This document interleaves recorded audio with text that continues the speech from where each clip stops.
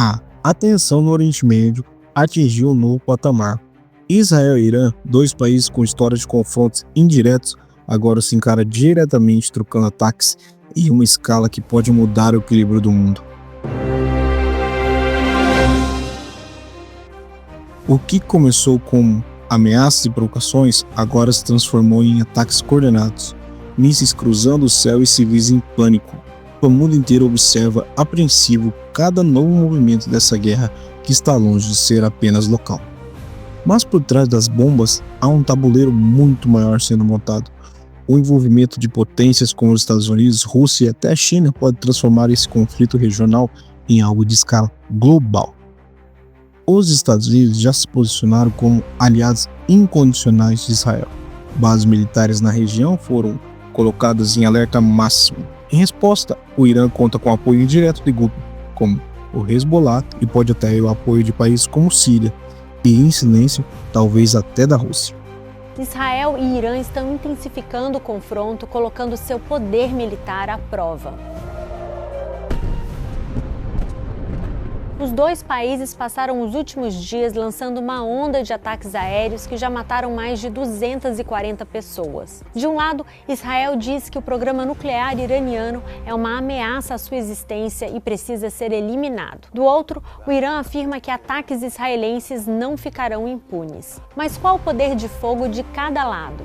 E quais os desdobramentos de curto prazo desse conflito? Eu sou Natália Passarinho, da BBC News Brasil, e neste vídeo eu explico a capacidade militar de Israel e do Irã. Os acontecimentos dos últimos dias já dão uma amostra da força de cada um. Em 13 de junho, Israel lançou o maior ataque contra o território iraniano das últimas décadas.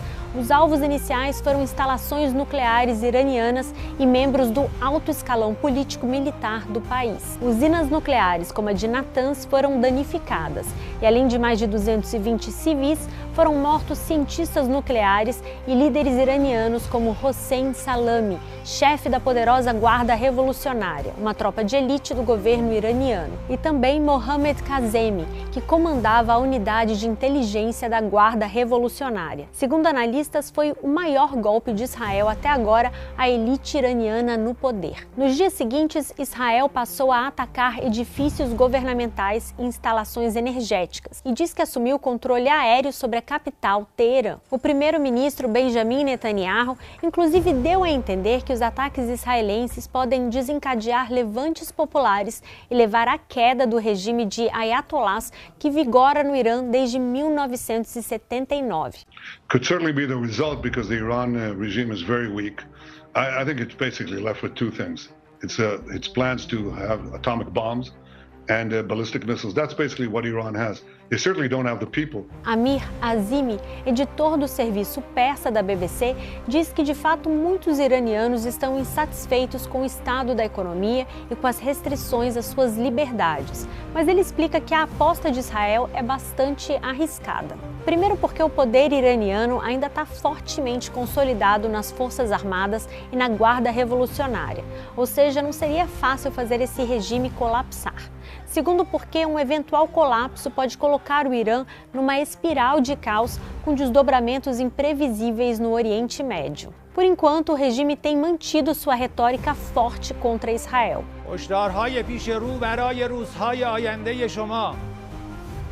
سرزمین‌های اشغالی را ترک کنید چرا که به طور قطع در آینده برای شما قابل سکونت نخواهد بود. Drones e mísseis balísticos foram lançados contra cidades israelenses. Embora uma boa parte tenha sido interceptada pelos sistemas de defesa, os que caíram em cidades como Haifa e Tel Aviv deixaram 2 dezenas de mortos até agora. Iran's intention may have been to overwhelm Israel's defenses, and here it did. A residential neighborhood south of Tel Aviv caught up in this conflict.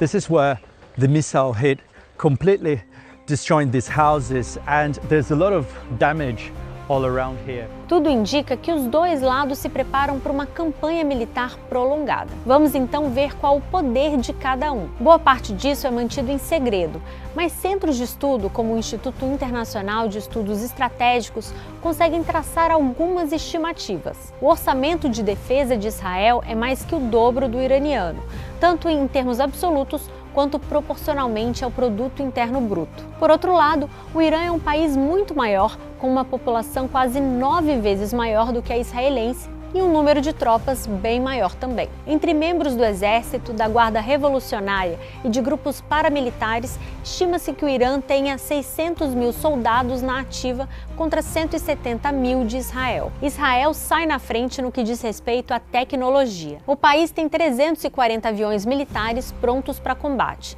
uma vantagem em ataques aéreos de precisão. E tem também aviões capazes de escapar de radares e de ataques de helicópteros. Outra vantagem israelense são suas armas guiadas, capazes de atacar do alto com precisão. Esses equipamentos parecem ter sido cruciais para alvejar figuras do alto escalão iraniano recentemente. E tem também o Mossad, serviço de inteligência conhecido no mundo todo, e que teve papel importante em localizar os cientistas e líderes militares mortos no ataque de Israel. O Irã, por sua vez, tem um número alto de aeronaves militares, 320, só que algumas delas foram fabricadas na década de 60, então não se sabe ao certo quantas estão prontas para combate. Mas a grande vantagem tecnológica de Israel é seu sofisticado sistema de defesa. O domo de ferro, mais conhecido dos escudos antimísseis de Israel, é projetado para interceptar foguetes de curto alcance, assim como projéteis e morteiros. Na prática, um sistema de radar detecta os disparos inimigos, calcula sua trajetória e lança um míssil para destruí-los. Já o estilingue de Davi foi criado para destruir foguetes de longo alcance, mísseis de cruzeiro e mísseis balísticos de médio ou longo alcance. Os sistemas Arrow 2 e Arrow 3 defendem contra mísseis balísticos de médio e longo alcance quando estão a até 2.400 quilômetros de distância. E esse sistema de defesa é crucial porque o programa de mísseis iraniano é considerado o maior e mais diverso do Oriente Médio e a principal arma do país contra Israel. Mas a Força Aérea Israelense diz ter conseguido destruir 1/3 dos lançadores de mísseis balísticos iranianos, cada um deles com a capacidade de fazer dezenas de disparos contra o território israelense. De qualquer modo, em 2022, os Estados Unidos estimaram que o Irã teria mais de 3.000 mísseis balísticos, que são mísseis de curto e longo alcance capazes de lançar armas convencionais ou nucleares. O que nos leva ao principal ponto deste vídeo: o programa nuclear de cada país. Acredita-se que Israel já tem as suas próprias armas nucleares, mas o país mantém o que é conhecido como uma política de ambiguidade intencional. Não nega nem confirma que tem esses armamentos. Um relatório de 2022 do Parlamento Britânico estimou que Israel tem um arsenal de 90 ogivas nucleares. Vamos ao Irã. Israel acusa o país de estar perto de desenvolver uma arma nuclear, algo que Teherã historicamente nega, alegando que seu programa nuclear tem fins pacíficos e civis. Só que vários organismos internacionais se preocupam com o aumento da produção iraniana de urânio enriquecido, um componente-chave para a bomba nuclear. Segundo esses organismos, seria um indicativo de que o programa iraniano teria sim fins bélicos. Deu para ver que uma escalada ainda maior nesse conflito pode ter consequências graves para os dois países, para toda a região e até para o mundo. E é preciso também levar em conta apoios externos, em particular a do principal aliado de Israel, os Estados Unidos. O presidente Donald Trump disse ter sabido com antecedência dos ataques israelenses contra o Irã em 13 de junho, mas destacou que as Forças Armadas americanas não tiveram participação. Ele disse, porém, que os Estados Unidos podem vir a se envolver no conflito. Depois, Trump instou o Irã a interromper o seu programa nuclear sob o risco de voltar a ser bombardeado por Israel. E numa postagem recente na rede Truth Social, ele afirmou que os dois lados precisam chegar a um acordo. Já o primeiro-ministro do Reino Unido disse que o país enviaria reforços para a região, incluindo caças. E para completar esse xadrez, surgiram especulações de que Israel teria elaborado um plano para matar o líder supremo do Irã, o Ayatollah Ali Khamenei. Esse plano teria sido rejeitado por Donald Trump. Questionado a respeito, Benjamin Netanyahu respondeu assim: There are so many false reports of conversations that never happened, and I'm not going to get into that. Por hoje é só, mas a gente vai continuar acompanhando essa crise de perto. Siga a gente em bbcbrasil.com, no nosso canal do YouTube, nas redes sociais e também no WhatsApp. Obrigada. E com tudo isso, infelizmente, a crise humanitária também se agrava milhares de refugiados estão em movimento, há possibilidades de uma cadeia de sanções e retaliações que podem afetar a economia global, gerando inflação, instabilidade e novos fluxos migratórios. Os impactos já começam a ser sentidos também na economia. O preço do petróleo disparou, bolsa de valores entram em alerta e países europeus discutem medidas emergenciais de segurança.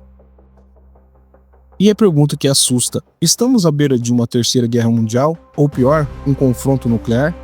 Até agora, nenhuma potência confirmou movimentações nucleares, mas o tom das declarações e o uso de armamentos cada vez mais avançados acende o alerta. Basta um erro, um ataque mal interpretado para acionar uma cadeia impossível de conter. A guerra entre Irã e Israel não é apenas sobre território e sobre poder, influência e o futuro da ordem mundial, também religiosa. Cabe ao mundo a diplomacia impedir que esse conflito se transforme em um abismo sem volta. Porque se o mundo aprender alguma coisa com as guerras passadas, é que todos perdem. E você, acredita que essa guerra pode gerar algo ainda maior? Deixe sua opinião nos comentários e se inscreva no canal. Deixe seu like para continuar acompanhando nossos conteúdos. Afinal, tudo é política.